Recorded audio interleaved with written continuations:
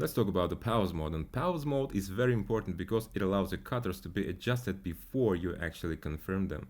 So in order to go to pause mode, press Tab key, and now I have these two little dots here that will allow you to control the extrusion depth of your cutter in both ways. Actually, I can cut it all the way through like that. And another cool thing is that you can actually introduce beveling effect or chamfering effect to your cutter like this. And another cool thing is that you can actually control the amount of chamfering or beveling for each of these points individually. That's really cool.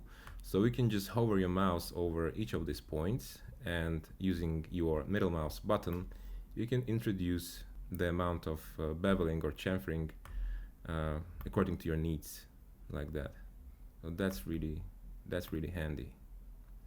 And by dragging this, as you can see, I've introduced also the beveling on this back wall here, on this part here. So it might be something you really want, but if you don't want this to happen, it's really easy to fix. So just press D key to go to helper menu, and here you can see actually all the bevels that we're currently using on this cutter, right? So this is the first one, the main bevel, which bevels this shape here, this upper shape, and the second one is the one that is now beveling this back wall here. So you can either completely remove it like that, or you can just decrease the amount of segments here to turn the bevel into chamfering on these points, right?